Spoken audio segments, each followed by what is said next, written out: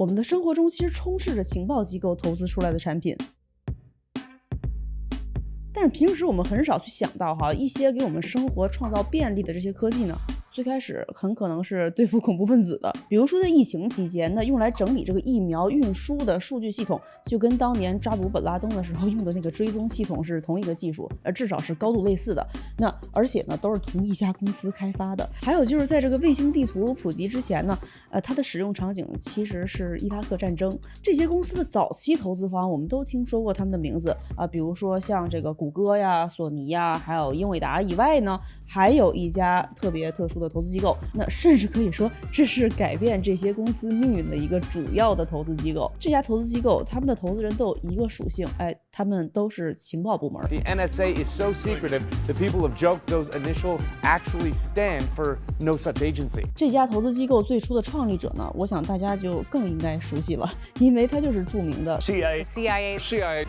可是这里面就有一个问题了这个 CIA 专门去做一个投资机构，而不是说自己去直接投资，这为什么呢？它的目的到底是在哪儿呢？它的投资这个思维逻辑到底是什么？它的这个投资标准又是什么？另外，那我们生活中充斥着这个情报机构投资出来的商品和服务，这是一个意外还是计划之内呢？那要找到这些问题的答案呢，我们先要把时间往回调到上世纪的美国加州。这些的文字稿和资料都在这个影片的描述栏里面。那喜欢读东西的朋友呢，可以点进去看。如果大家想偶尔得到一些我自己在一级市场里面获得的一些额外信息呢，和我自己的一些心得吧，那也欢迎大家去加入我的这个邮件列表，链接也在这个描述栏里面。美国硅谷从上个世纪就已经是聚集了很多的这个优秀的科技产业的创业者。那因为硅谷确实是一个非常神奇的地方能够给创业者带来一个非常巨大的创造空间。而且这个创造空间呢，它存在的条件不仅仅是说要追求一个很高的收益。 In almost every other place, if you want to build a business,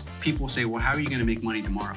In Silicon Valley, we build businesses around an idea, and then we figure out how we're going to make money. And this is incredibly important because if you want something to really work, something really complicated, you cannot hire people who are motivated by a paycheck. 也是因为这个原因硅谷呢才可以不停地涌现出非常多优秀的公司。比如说呢，像惠普、英特尔、苹果、甲骨文、Cisco、英伟达、Netflix、谷歌。而且我们知道私人市场里面就由于它有竞争，所以自由市场里面出现的这些公司呢，如果说从资金的角度上来讲那这些私人公司的投资和产出的比例是要远远高于政府能够达到的这个投入产出比的。这在上世纪的时候其实就已经有经济学家做出了一个对比了得到的结论呢，大概就是说，同样的产出，如果说商业行为从私人市场挪到这个政府的机构部门去运营的话呢，成本要高出1倍。也就是说，对比来看，政府的产出效率跟自由市场相比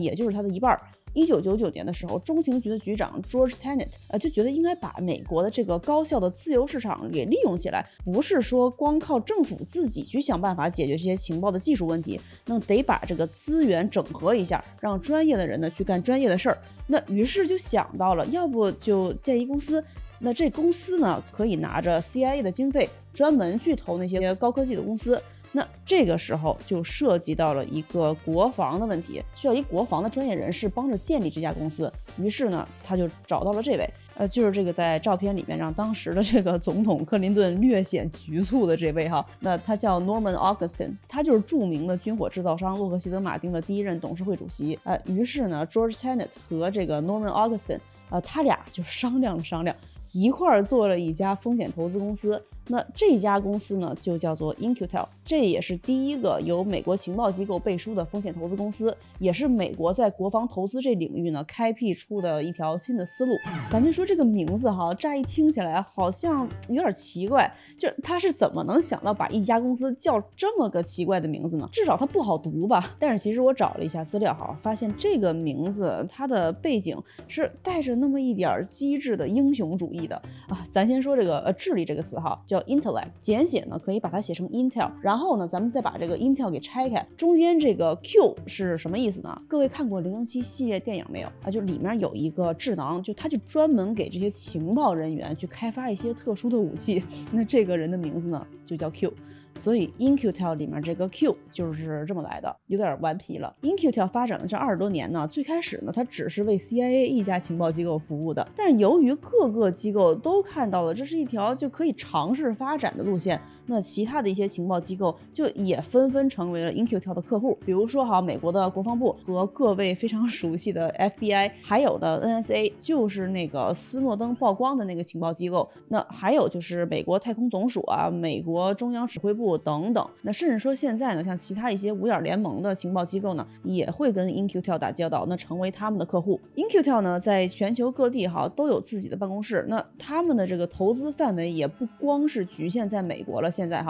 那作为一家专门服务于情报机构的风险投资公司呢，那他们的主要投资思路和目标都是什么呢？这里面我就说一个最主要的投资标准，就是 In-Q-Tel 投资的所有的项目必须符合一个标准，这标准就叫做 Dual Use Technology， 就是说这个新的科技产品它不仅能够军用，还能够民用。那这样的话呢，这种技术被开发出来以后呢，从使用的角度上来说，那军方可以直接就拿它去用；从民用的角度上来说，它也可以带来很多经济利益。那就是说这个投资的钱呢，不是白花的，不是说浪费投资人的钱，那它呢是把纳税人的钱和自由市场的一个创造力做了一个结合，那变成了一个可以可持续发展的这么个模式。但是它首要的目的肯定还是国防科技。那毕竟投资人都是些情报机构嘛，它的第一需求肯定还是要为自己的这个职责所服务。一会儿我给大家举几个 In-Q-Tel 的投资案例都是军民两用的。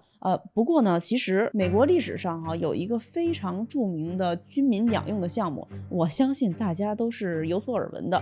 就是奥本海默对于核能的研究。那最后呢，在军方层面就变成了这个曼哈顿计划，成果呢就是2颗扔到日本的原子弹。Vishnu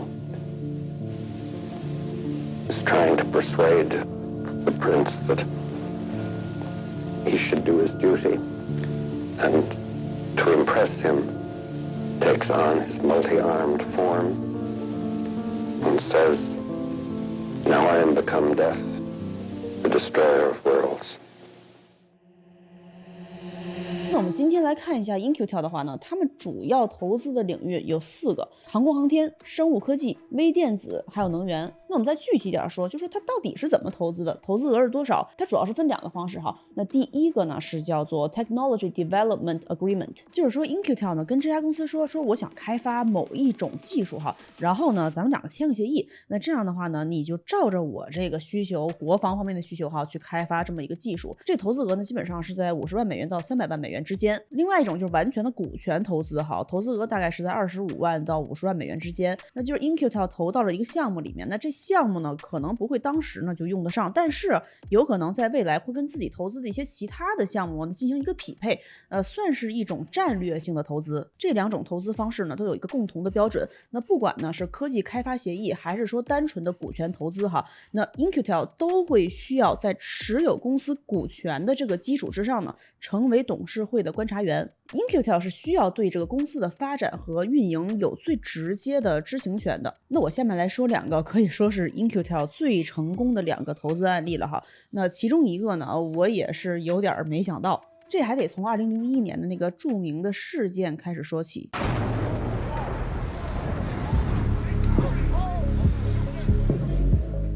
在911这个事件发生之后美国的这个情报部门回顾整个事件的过程中呢，就发现了有一个非常严重的问题，就是说不同的情报部门之间的这个信息经常是不共享的。这就有一个漏洞，就是说各个部门之间分析出来的结果呢，它是零碎的、不完整的。那美国所有的情报部门作为一个整体那没有办法把所有的这个信息穿成一个故事，于是这个信息搜索、整合串联的这个技术就成了情报部门所需要的一个非常非常重要的工具。于是呢，在2006年的时候，有这样一个项目出现在了市场上，被 In-Q-Tel 给捕捉到了。这公司的创始人呢，提到了一个非常有意思的思路。You have to think of terrorists as entrepreneurs, and they tend to be, I think, very good at what they do. And my view is we need to put our best entrepreneurs against their best entrepreneurs. That's how we win. 我相信有不少朋友看到这儿就已经知道这家公司是哪家公司了没错，这家公司就是今年大火的的 Palantir。 So back in 2006, we invested in a company called Palantir. It's a small company with a bunch of ex-PayPal people. 这位是 In-Q-Tel 现在的 CEO 哈。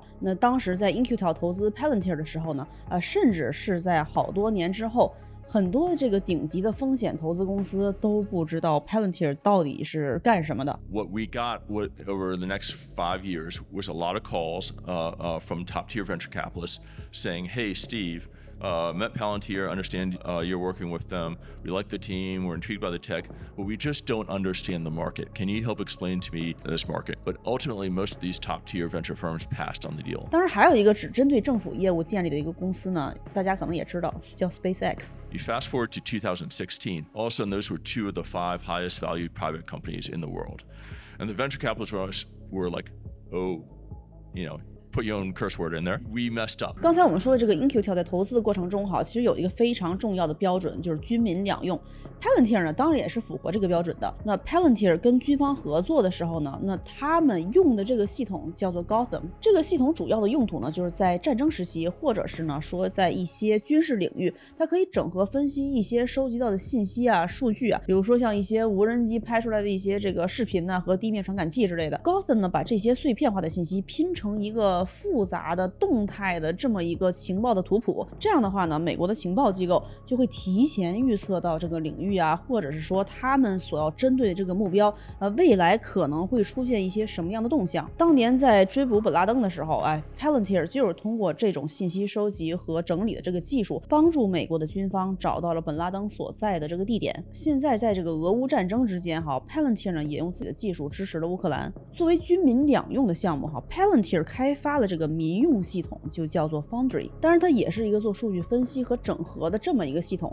那这系统呢，把各式各样的数据连在一起，比如说信号也好啊，或者是说交易记录也好啊，然后呢它会帮你把这些数据整合成一个有序的数据链条。那这种数据呢就可以用作比如说像供应链的管理啊，或者呢说是金融分析。那在疫情期间呢，美国有这么多的疫苗，需要一批又一批的就发到全国各地的各个的这个疫苗站。那而且每一个不同的地方疫苗所需要的这个需求量和消耗量其实都是不一样的嘛。那所以这个配送系统非常的复杂，但是 Foundry 这个系统就可以通过它的数据收集去解决这个配送的问题。那 Palantir 的这个民用系统和军用系统其实只是说用途的区别但是技术来说呢，其实都是非常相似的这个信息整合的技术，那完全符合 In-Q-Tel 的这个投资理念。 The product that supplied your vaccine, which I'm sure he took, comes from us. The products that are involved in every war effort in the world come from us. We're working in environments I don't even know about, where my product is installed, no one has access. 另外一个 In-Q-Tel 的非常成功的投资案例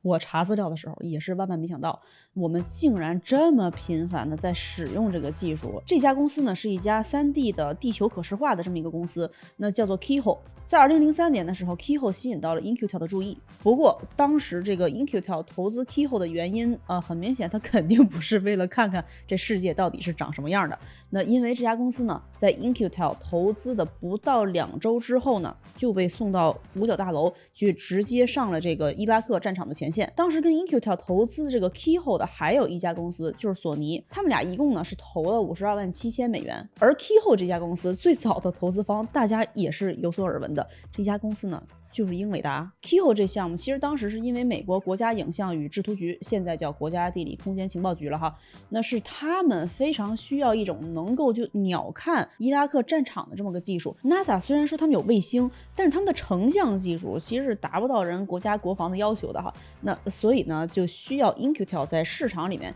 去找一个能够满足他们需求的这样一个公司。那于是呢就找到了 Keyhole。 那我说到这儿可能有些朋友已经觉得地图这观感咋这么熟悉呢？因为在2004年的时候呢，这家公司又被谷歌收购了，也就是现在的谷歌地球。在2005年的时候呢， In-Q-Tel 卖掉了自己手里面这个全部的 Keyhole 的股权，回收了220万美元。咱就是说，这谁能想到呢？咱平时用的这个谷歌地球，早期竟然是用在伊拉克战场上的。不过听起来这个是不是还挺酷炫的？从 In-Q-Tel 的这个选项目和投资思路上来看呢，那我们是不是也可以找到一些可以学习的地方？比如说很重要的一个就是说你得投你能看得懂的东西。为什么2006年的时候那么多的风险投资机构，顶尖的风险投资机构都没有去选择投 Palantir， 甚至过了好多年还在问 In-Q-Tel 就为什么要投 Palantir 呢？我看不懂啊。那直到 Palantir 成为了一个非常显而易见的有能力的公司，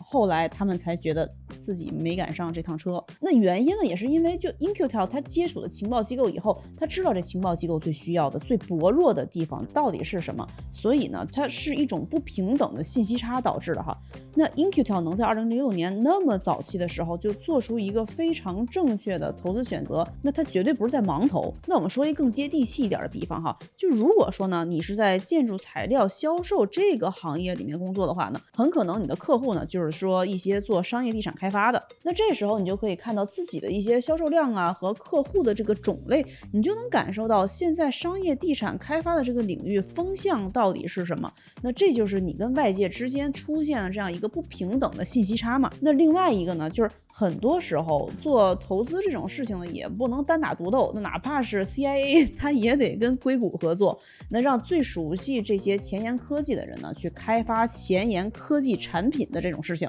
那这个不仅仅是投资回报的一个效果会更好的问题哈，更重要的是让专业的人去提出专业的问题，以专业的方式去分析问题，最后呢获得一个最优解。比如说你现在是一投资人，找一普通的税务师去讨论怎么报税，他可能会跟你说，那你把你这税单给我拿来，我给你报。但是如果说你要找一个很优秀的、很专业的这个税务策略师的话，比如说哈，之前我不是采访了那个罗伯特清崎，就富爸爸的那个税务策略师 Tom Mulray 嘛，如果你要找他去讨论的话呢，他可能就会告诉你，作为一个投资人，你应该在年末的时候就开始跟我讨论第二年你要投点什么，那你的投资目标是什么？这样的话呢，我们才能利用这个税法给你找到最优的投资领域，缴纳最少的税务。那这个呢，实际上就是你杠杆了他人脑子里面的知识和资源，获得另外一种不平等的投资优势。所以说杠杆这个行为呢，它不是说只是在资金层面可以去讨论和思考的问题，